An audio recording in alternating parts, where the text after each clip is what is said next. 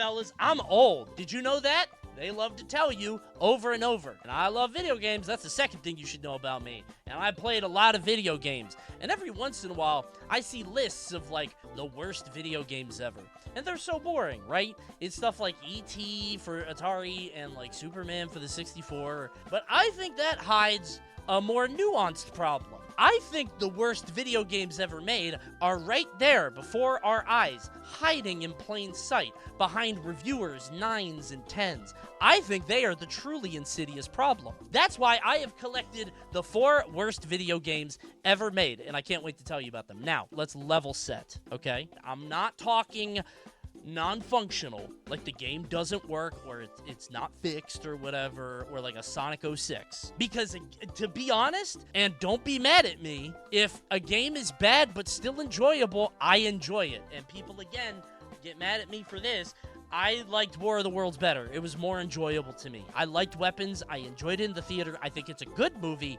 War of the Worlds was a riot. I enjoyed it a lot. So even if a game isn't amazing, I will still enjoy it enough. That's why I like Life is Strange. To me, it is not about the quality of the thing. It is about the experience of the thing. And by the way, let me be clear, because I think a lot of people are coming into this thinking, oh, how is Coney going to rage bait and bait me this time? Huh. I believe this with utmost sincerity. There is no meme here.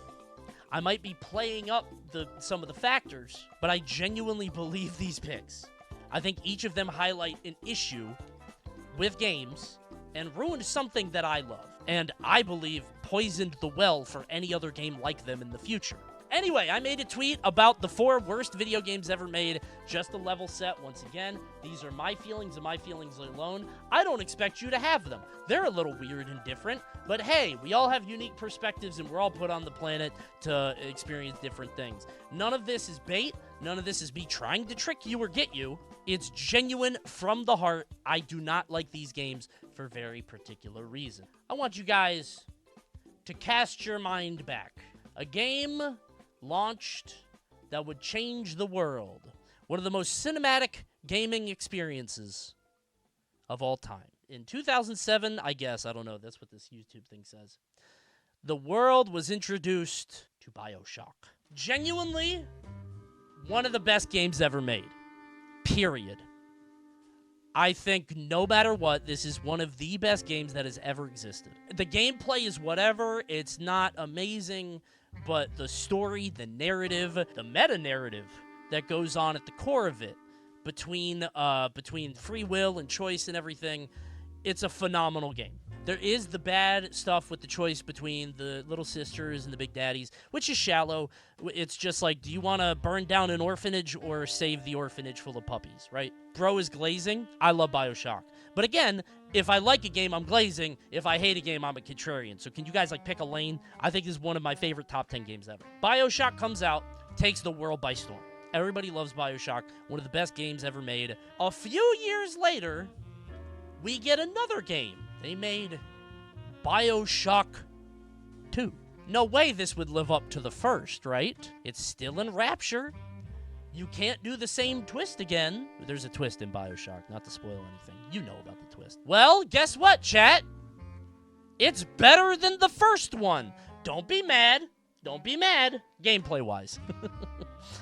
It's better than the first one gameplay-wise. Story-wise, one is better. BioShock 2 comes out, phenomenal game. How did they up it? This was a totally different dev team. Also, I haven't even talked about the DLC. One of the best DLC packs ever made. There's a pack called Minerva's Den. I did not play it, but it added multiplayer, and apparently it's phenomenal. Well, if BioShock 1 was good, and BioShock 2 was even better, what if they made a third one? Introducing BioShock Infinite. The guy that made BioShock was not there for BioShock 2. He came back for this. And everybody said, oh, he's back. He's going to change the world. We start in the sea. Turns out, we're in the sky. Oh, look at this idyllic American dreamland. BioShock Infinite's trailer drops, playing with images of Americana and propaganda and nationalism. And by the way, we get the first 15 minutes. Okay, we don't have 15 minutes to watch this. You should watch this. This will make you so mad. This is a great way to show mood and show, like, the environment, the world. Look at this fucking image. Stop the execution. Hold A. Hold A, man. Uh-oh, now you're in trouble. I guess this is the same as the first scene. BioShock Infinite comes out. It has a 94 on Metacritic. That puts it in the top... Like, what an unbelievable rating, right? One of the best games ever made, according to critics. I think BioShock Infinite is one of the worst games ever made. And it is one of the best games ever made. No, I'm not doing that. I'm not doing this whole, like, it's the worst and the best. I'm not doing this whole, like, it is a flawed masterpiece. No, it's bad. So, the whole thing with BioShock Infinite, okay, is that, and I'm going to spoil some stuff here. I hope you'll forgive me. I have to do it to make my point. You start off like the other games. You find a lighthouse, go to the top of the lighthouse, but instead of going down into the ocean, you launch into the sky, and now you're in this idyllic world of Colombia, and the art direction is amazing, but everything is just slightly worse. The guns, you only get 2 of them. So they're doing the thing at the time where you have to trade off guns left and right, despite upgrading them. Halo era. Yes, why am I doing a Halo thing? Okay, whatever. Well, that's fine. Let's check on the Big Daddy replacements. Remember the Big Daddies from the first game? They were really cool, like, mini boss fights. In this game, they're just big-ass bullet sponges. It has these big open areas like this, but the guns are worse, and the gameplay isn't quite the same, and the story is way worse. So anyway, you play it, and you're like, okay, this is pretty bad. I'm not really into it, and it's starting to lose me more and more the further you go. And without spoiling too hard, if you play more and more of this game, I think you get an idea of where it's going, and it feels really bad. Anyway, BioShock is supposed to be a smart game for smart gamers. I'm just gonna go ahead and spoil it. They have the stupid thing in the game with time travel and alternate universe and stupid Doctor Who wibbly wobbly timey shit. And when the game tries to explain it, it's like, I don't know. It's time stuff, so if you do stuff there, it happens here. And then you fight a ghost, which is ass, one of my least favorite fights in any game. This Comstock fight is dog shit. And then the final fight is on a fucking blimp for some reason, and it's like a boss rush. It's like an enemy rush. The game is nonsense. Turns out you're actually the bad guy. You're the bad guy from another universe, and you came through here because you're sad about a battle. You're him. You're him, and you're so mad that you kill him, and she's your daughter, but also you're, like, and then that happens, and it turns out that Rapture is one of many Raptures, and all the BioShocks don't matter. The worst thing about this game is that it pulls back the curtain. Everybody sees BioShock 1 and 2, and they all agree, wow, what masterpieces. This is elevating the medium. And then BioShock Infinite is like, wait, but, like, what if you time traveled, though? Dude, what if you were the bad guy? Y'all, do you ever see Fight Club? Let's do that. It's bad. It made the other games worse. The DLC makes it worth it. No, stupid! It's worse! Because then it goes back to Rapture again, and it just does more wibbly-wobbly time bullshit. And the director is quoted as saying, hold on, Mr. Levine, what inspired you to write the story of BioShock Infinite, particularly the whole quantum mechanics aspect? Love your work.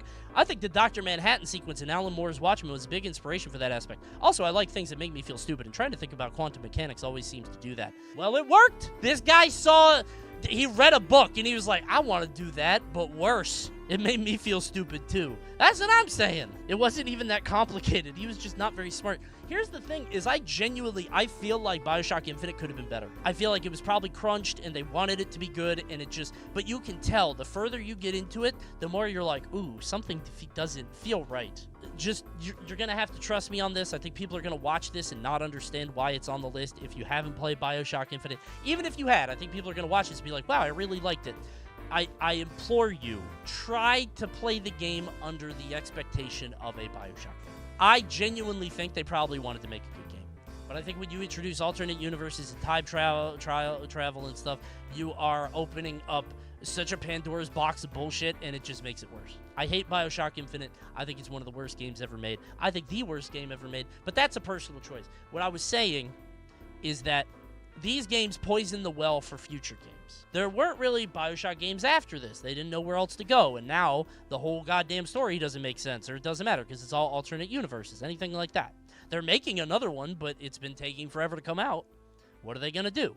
The reason I bring this up is because our next game is a similar story. Let me introduce you to one of my favorite games ever. Oh, Banjo-Kazooie, a jam-packed, colorful world full of new friends and funny faces. Banjo-Kazooie is a 3D platformer in the style of Mario 64, kind of, but with more of a focus on character and themed worlds, and it kind of stretches it to a bigger limit. It's jam-packed, I would say, but it's extremely well-paced. You're always moving, you're always doing something. You keep going. A few years later, Rare makes another game, Donkey Kong 64. DK is finally back with 4 other Kongs. But the thing about Donkey Kong 64 is that it was too big. Banjo-Kazooie, about 12 hours. If you want 100%, it's like 3 more. Donkey Kong 64 is double that. I'm shocked that it's 30. I thought it'd be more than that. This is the amount of collectibles Donkey Kong 64 had versus other games. Donkey Kong 64 had 4,000. And a lot of people didn't like that. A lot of people were like, wow, Donkey Kong 64 is stupid. What a big, stupid game. You have to play all 5 Kongs, do different things for each of them. You have to go back to the barrel to change. They can only pick up the bananas that are colored like them. But you want to know the thing about Donkey Kong 64? What you need to understand is that Donkey Kong 64, you always were doing something. When you run around, there's shit everywhere. And it's this maximalist game where there's like there's colors around every corner, and like you see something, you're like, I can't do that now, but I could do this, and then you run to the barrel, you can do so much stuff. Donkey Kong 64 is a little exhausting, but when you're in it, it's a thrill ride. So here's the thing. Donkey Kong 64 comes out in 1999, and people are like, wow, this game is really good, but it is very big and a little long, and I don't think I needed all of that. And Rare goes, oh, too many collectibles, huh? 1 year after Donkey Kong, Rare releases Banjo-Tooie. Wow, what a cool game! Banjo and Kazooie, my favorite Nintendo 64 game, is back once again, and with all new worlds and characters.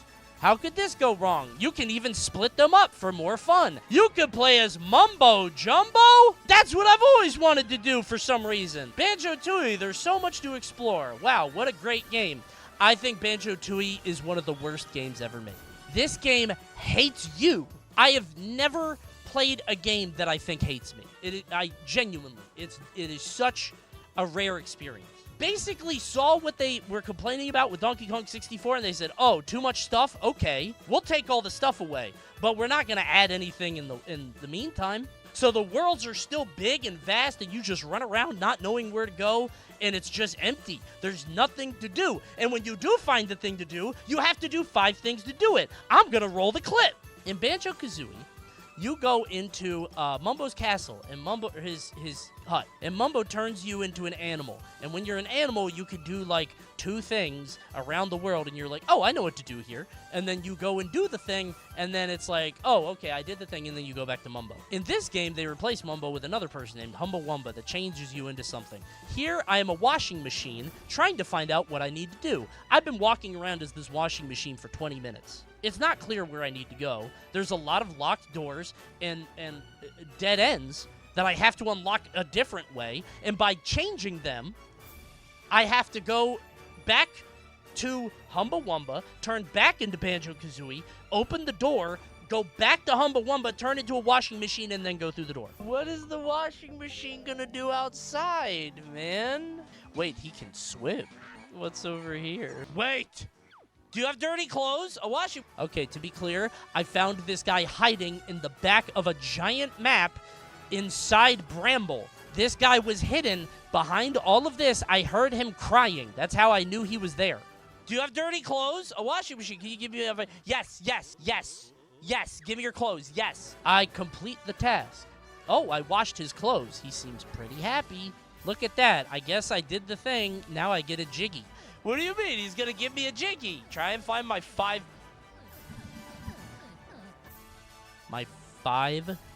skivvy workmates. There are 6 of these rabbits. They are hidden all over the world. in doors that you can't open as a washing machine. I have to be Banjo-Kazooie and open up the door and then go back and change in the washing machine and then go through the door as the washing machine. There are some doors that I can't unlock until I go into a further level and then unlock a move that let me come back to this level and then open up that door, and then I have to become the washing machine to find the rabbit. This is all to get one Jiggy. Do you know what you do in Banjo-Kazooie to get a Jiggy? Check it out. I'm in Gobi's Valley. I'm just exploring the world like normal, hanging out. Oh, a carpet. I'll take the carpet. Carpet takes me around the world. Is that Gobi? Huh, I wonder why Gobi's here. Let's free Gobi. Oh, Gobi's free.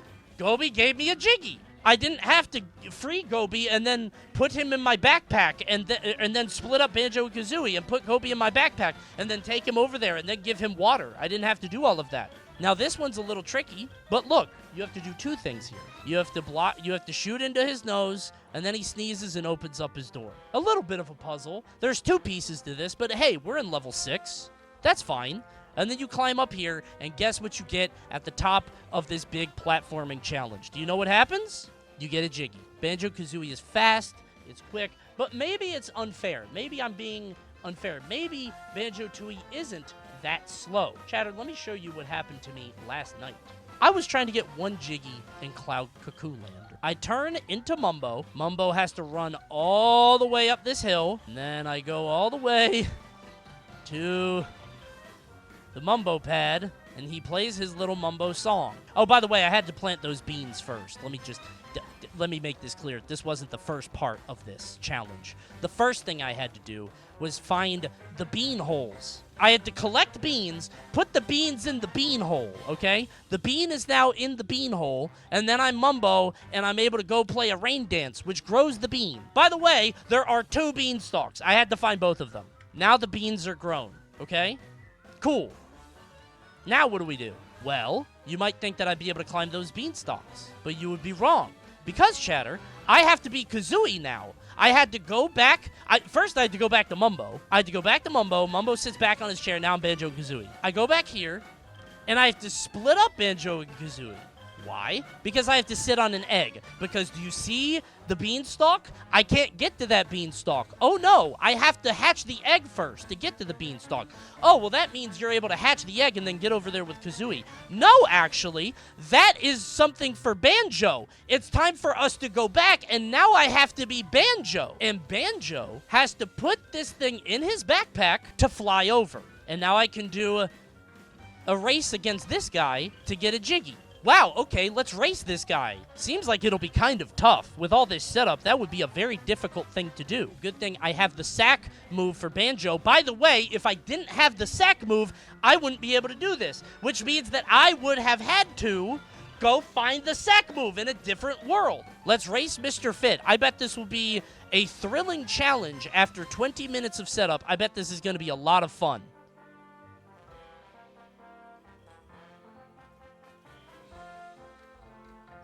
I beat him. You want to know what the craziest thing about this? That doesn't give you a Jiggy. Chat, this is one of Mr. Fit's 3 events. Mr. Fit says, oh no, you beat me, but you haven't won yet. I'll see you for event 3, and he runs away without giving you a Jiggy to another part of the level. Do you remember how a second ago we looked at Gobi's Valley and it was about 20 minutes? Me doing this one Jiggy, with help by the way, chat had to help me, took, 9 minutes. That's not that long, you would think. I mean, in context, 9 minutes, not that crazy, except that it is one of 3 events, and chat was telling me where to go, and I got the beans, which would take longer, and that is half of all of Gobi's Valley! You could do half of a level in the time it took me to do one of 3 of Mr. Fit's events, while being told where to go! Shorter doesn't equal better. Longer doesn't equal better. Bigger doesn't equal better. Because here's the thing. What if I forgot to do the rain dance? What if I did the bean, and I did the egg, and I did the fly, but I didn't do the rain dance, so I didn't have the beanstalk? Well, I hope I remember later. This game does have some easy Jiggies like this guy. This is a fake Mumbo Jumbo, and you just fight him, and when you kill him, you get a Jiggy. That's awesome! Do that! You know what the worst part of it is? This is another example of me playing a game when I was young and being like, something's wrong here. This game is ass, and I waited for the world to catch up to me. All these people saying the game is amazing. The challenging breadth of the adventure, it's miserable. Maybe it's a you problem. Maybe. I think Banjo-Tooie being big and confusing might be a me problem. I think Banjo-Tooie being slow and boring is an everybody problem. I think these people are using guides. I don't think people beat this game in 24 hours. I don't think it is like that. I just don't. It's bullshit. I think the first game is boring, so I don't know. You think the first game is boring, but this one isn't? That's insane. They're both boring. That's a fine thing to think. If you don't like these games, that's fine. I've heard people go back and play Banjo-Kazooie, and they're like, this sucks. Fine. That's okay. But I cannot fathom why people like Banjo-Tooie. I think it is so much worse. You want to know what the bad part is? If you put in the Donkey Kong barrel swap, it fixes all of Donkey Kong's problems. Not all, but most of its problems. You can't do that in this game because all of it is built into the game. It's way longer, it's way more obtuse, it's way more confusing. I think this game is ass, and I think that, unfortunately, it was the predecessor to taking the game into a different direction entirely, which I don't know if I'll blame Tooie for. I mean, this game I've heard isn't that bad. I don't like Lego bullshit. What Banjo-Tooie means to me is a studio that is, like, all-inning on a concept that is, one, a trend. It was all-inning on this whole, like, open-world trend. And it also took the series in a really shitty direction, I thought. After learning its mistakes from Donkey Kong, they just went backwards. You've given 2 good takes, but I'm waiting for one of the next 2 to be one of the worst takes you've ever had. Oh, you'll know it soon. Back in, I don't know, the early 1200s, perhaps the 1100s, perhaps before Christ was born, a game was invented that would change the world forever. With a simple premise that you didn't need anything to play. You just needed 2 people with good legs and a love for whimsy and fun. That game is called Tag. Wow, what a fun game. I love Tag. Everybody's running around and trying to touch each other. The object of Tag is to touch your opponent. Uh-oh, is he gonna catch him? I hope he catches him. But wait a minute. Wouldn't Tag be way more fun if that person was a camp counselor and that person was Michael Myers from Halloween? What if you played Tag except one of them was a serial killer? Welcome to the wonderful world of Dead by Daylight. One of the worst 4 video games ever made. Actually, let me show you this first. Dead by Daylight has one of the best rosters of killers you could ever ask for, okay? It's an asymmetrical horror game that is supposed to be one guy who's playing a murderer trying to catch a bunch of people running away. You're going to make some horror fans so mad with this tweet. I know, this is the one that's going to have me like Houdini. Look at all these characters, right? You've got some really cool original stuff. You've got a clear ripoff of Leatherface there, but whatever, Leatherface will never be in this game. You have characters like the nurse from Silent Hill. There's Michael Myers. Why is he here? You've got original characters like a huntress with a bunny mask, and there's Leatherface. That's weird. So now there are 2 Leatherfaces. Whatever. They didn't know that would happen. This character I think is fascinating. There's a character called Legion. By the way, I know a lot about Dead by Daylight because I genuinely read up on like the lore and the characters because I think they're neat. The Legion is basically a bunch of fuck-ass teenagers that just want to kill people. And some of them are kind of into it, and some of them are just going along for the ride, but they don't want to tell their friends that they want to stop. But they play like survivors, which is cool. They play more like the people running away, and it means that they're just humans, not like these ghosts and goblins and monsters. They play like real people who are just trying... That's really cool. They have a huge catalog of horror icons and beasts and monsters. They even got Springtrap, bro. So you would think that in a game with all these murderers, all these killers, all these horror icons, that they would be killing people. Dead by Daylight is Tag. You play as one of 4 characters, and this person playing as a survivor. And you play as one of 4 characters, and you just start these generators. And once you start the generators, then you open the door to get out. The killer is somewhere on the map. The thing is, it is very easy to run from the killer. There's the killer right there. You're hiding from him. He doesn't know you're there. That's fine, right? This is suspense, and who knows what's going to happen. Oh, he found you. Tag! Uh-oh. I hope I can get away. Let's run! No, and you go through here, and pallets down. Oh, man. Guess I'll go this way now. Here he comes. Oh, he found that guy. Tag! Wow, the serial killer didn't kill you. That makes him considerably less scary. Would you not do this if a killer was chasing you? I hear your thought, right? Like, this is just what would happen if you were running away from a serial killer, right? I get it. This is supposed to replicate the feeling of running away from a killer and not trying to get caught, whatever. You're right. It's a video game. I hear you. I'm being a little reductive. Here's why, man. the killer doesn't actually kill you. So this scary lady with like a big ball of gas or whatever, this horror icon, right, puts you up on their shoulder. She doesn't kill you outright. They don't kill you. They put you on a hook. This is so something else can kill you. They don't want to kill you. They want to offer you up to some god or something. And the most annoying people in the world will be like, Coney, there's lore for that. They do that for a reason. That's stupid. You know that's stupid. We both know that's stupid. So you're on the hook, and you've been tagged, and now you're in timeout. You have to watch her play right there. You have to watch her run around and try to tag your other friends. You got saved, by the way. These killers are awfully actually killing you because they can keep saving you. Have you ever looked at this game's esports scene? Never say that to me again. I'm going to play tag with you and put you up on a hook. Here's what it's like on the other side. There's Chucky.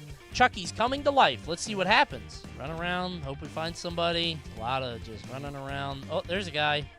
Tag. Oh, they got away. They jumped over the thing. Now, oh, where'd they go? We had to go this way. They're going that. Let's jump into here. We got to track them. There she is. Oh, hold on. We found one more. Let's run around. And we put down the wood. Oh, she's gone. We can break the wood.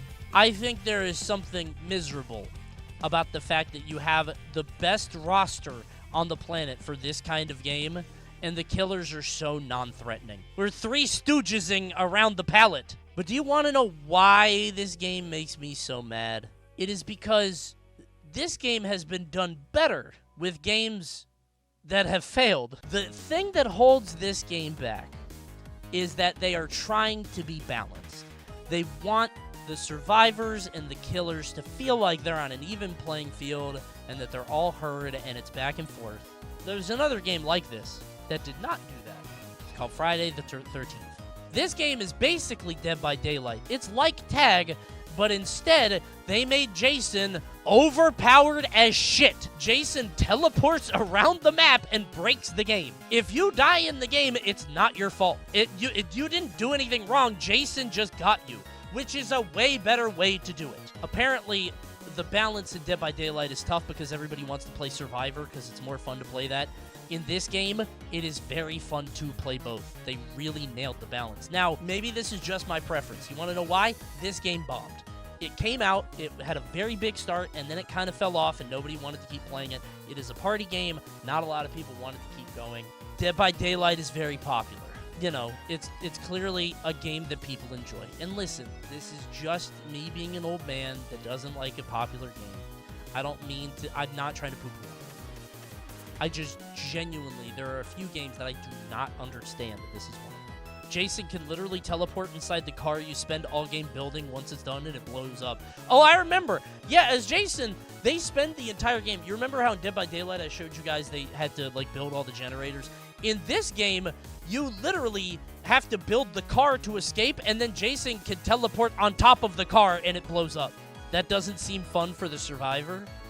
It is. I think it's more fun for the survivor because you don't have this expectation of, like, you died, so, like, oh, I'm playing bad. I let my team down. It's like, yeah, I got killed by Jason fucking Voorhees. You can also come back with a gun. Oh, my God, I forgot about that. Also, if you die first in this game, you have a chance of coming back as another character who has a fucking shotgun. So the game has this mechanic where if you die early, somehow, and now he is respawned as Tommy fucking Jarvis. Somehow this guy walks out of the woods with a gun. The guy that just died gets to be this guy now. I think this is a phenomenal mechanic. This game should have lived. And guess what? It's not the only game to do this game better, I think. There was another game that came out more recently, which I also really liked. They made Texas Chainsaw Massacre. I think it's a lot more DBD, but I still think it's better. Like, this game has, like, constant progression and skill trees and whatever, but I still think this did it better because it made the killers scary and it made the survivors vulnerable, and it felt not like Tag. Running away usually had you giving up progress. Maybe that's the difference, is that in Dead by Daylight, you have to up the generators, but as I understand it, like, you upping the generators is constant progress. In this game, if you want to get away, you might have to jump back into the basement. There are wells, and you have to go back to the basement. So you can't, you give up lots of progress to get back down here. listen, I'm not trying to sound like these games were like masterpieces, right? I just think these did the genre way better. Now, that said, they both did fail. They had lower player bases. Texas Chainsaw, I think, is still out. But I think Friday the 13th and Texas Chainsaw did this idea better. But again, listen, this is just me. It's just one guy who thinks that Dead by Daylight doesn't deserve the popularity it has, and I think I'm just sour about it. I think for the crime of making a game like this, with this kind of roster, with this kind of pull, with this kind of player base, just tag, I think that's lame as shit. This last one is just for me. The fourth worst game ever made is very particular to me specifically. I don't think many other people would agree or even understand or get it, so I hope you guys can understand. I want to introduce you to Mario Strikers Charged. It is a Mario soccer game for the Wii, which you might think, wait, why does Coney like that game? What's up with that? This is one of the deepest competitive experiences you will ever play, and I'm not joking. The reason is the game has all kinds of little small details and things you can do to trick the goalie, and it creates this exceptionally deep Do you see the way they're passing the ball? That guy self-passes he passes it up. Boo self-passes against the wall, slams it, charges further, goes down here. The ball is charged up. He deeks to keep control of the ball, goes down, goes to another Boo. He doesn't have the way to shoot it, self-passes. There are things that you do to play this game to trick the goalie and maneuver around the opponent in fantastic ways. And it's in a way, the same kind of way Melee is. I'm not saying it's Melee, right? Melee's different. It's had a 20-whatever year career. But the point is that there's this crazy accidental depth with Mario Strikers Charged that has never been matched. The gameplay is fast and quick and frenetic, and it's just unbelievable. Look at that! This is a self-pass into a pass here. The goalie gets locked into this position. You knock it up to Daisy. He goes for a kick late, and he slams it. Competitive Mario Strikers Charged is one of the coolest games you could ever watch. I get that you guys aren't going to understand it or get it. You didn't play this game. I don't expect you to understand. Mario sports games used to be special and different and unique.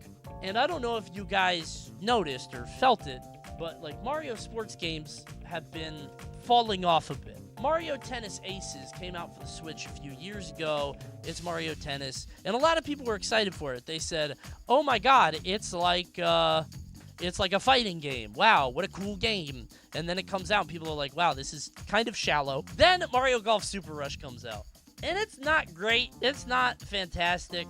It has the the Rush Golf, the speed golf where you run with the other characters or whatever, which is a fun gimmick. But it's not fantastic. It is clearly a more shallow golf game. A few years later, maybe not later than this, but a little bit after that, we see a trailer come up during a Nintendo Switch Direct. I was watching a Nintendo Direct, and imagine my shock when I see the announcement of Mario Strikers Battle League. Here's your actual reaction. Yeah, here's me actually. I mean, this was the trailer. I was screaming. Oh my God, yes! Oh my God! I've never bat-chested. I've never been this guy. I need you to understand. I am not somebody that overhypes reactions or screams. I was bat-chesting. This game means something to me, dude. Yes, soccer. It's soccer, right? Oh my God! I've never done this. I had my hands up. Oh my God! Holy shit! I couldn't believe it. Please be next level games. Oh my God. And then I want it to be the same developer. And guess what it was? It was the same developer. How could this go wrong? But then, as we find out more about the game, and I think I even said this, they start showing off some gameplay stuff. Like the fact that there's gear. Do you guys remember how I was talking about Mario Tennis tried to do the racket system to make it like a fighting game? Mario Golf did speed golf as the gimmick, and you can run along with everybody, and it's really fun. This game, the gimmick was gear, where you can dress up your Mario in all kinds of fabulous outfits, which ups their attributes, like, strength, speed, shooting, whatever, and you play fancy Newgrounds dress up. The problem with this is what makes characters different now. I could play Bowser, who has high power, or I could play Luigi with a Bowser hat on, which makes Luigi Bowser. Oh, well, I could just play my favorite character now, and I don't have to worry about their pesky attributes. I could just pick Mario, even though I want to play Donkey Kong. That didn't work. This system didn't function. It turned out there was an optimal way to play the game that pretty much everybody used. As it is with most of these games, when it comes to customization, there's one meta option that everybody picks. Imagine if every character in Street Fighter played the same. No, this is the equivalent of having your World Tour avatar fight. I can have a Dhalsim normals with Zangief up close. Like, and it's not that extreme, right? I can't have, like, maxed out every stat. The problem is that you have this thing where you just use the gear to either max out what you want to play anyway, or just nullify your character. It just took away from the game. It's a shitty gimmick. Was there not an optimal setup in Charged? There was, but it was not this. It wasn't a core aspect of the game. So, for instance, when you look at Mario Strikers Charged, now the best thing is 3 boos. Boo is the best character in the game. Most good players use 3 boos. But for a while, you could play other stuff. People would run Birdo. People would run Toad sometimes. But anyway, I'm talking about this gear thing a lot. Hyper Strike is whatever. It's literally just the same as before. You just do a big thing to get more points, and you can get 2 points. I don't really have much to show you other than the gameplay itself. The game is bad. It's just ass. And, like, it's slower because I think they were trying to do the GameCube one. They were trying to be closer with that. But something about this game feels soulless, and I'm not saying that as somebody who, like, thinks old thing good, new thing bad. I'm not that kind of guy.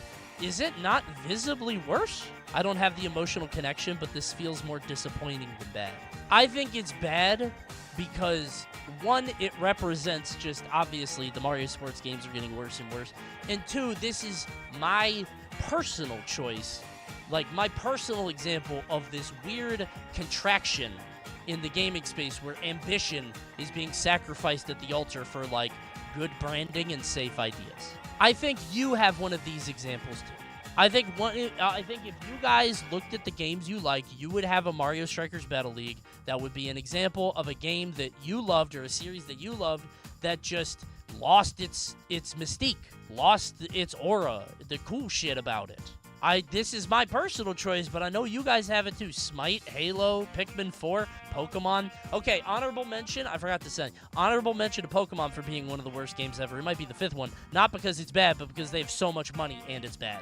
I think every Pokemon game is the worst game ever. Every new one. Because they have $8 billion and they don't make it good. Yeah, man, this is my personal example of, like, a thing I liked dying. And, like, I can't say that for Banjo-Kazooie, right? Because Banjo-Kazooie, I only liked Banjo-Kazooie. I hated Banjo-Tooie and Nuts and Bolts wasn't what I wanted. But, like, I'm not mad about it. Whatever, I only liked one game. And I guess I only liked Strikers Charge, but it was so special and different. I don't know, man. What a bummer. For the crime of killing Mario Sports, and for the crime of killing the joy and whimsy that I loved so much about Mario Strikers Charged, this is, I think, the 4th worst game ever made. Okay, I've been talking your guys' ear off. I apologize for how long this stream has gone, but now comes the point that we've all been waiting for. My magnum opus. It's their problem now. Well, guys, what do you think? Are those the 4 worst video games ever made? I sure hope so. That'd be crazy if I was wrong. Comment below what you think on YouTube. Are you gonna say something stupid like Sonic 06? I don't want to hear about it. Comment below about one of the things I said and maybe have your own discussion. Thanks for watching, YouTube. So long. See you next time. Goodbye.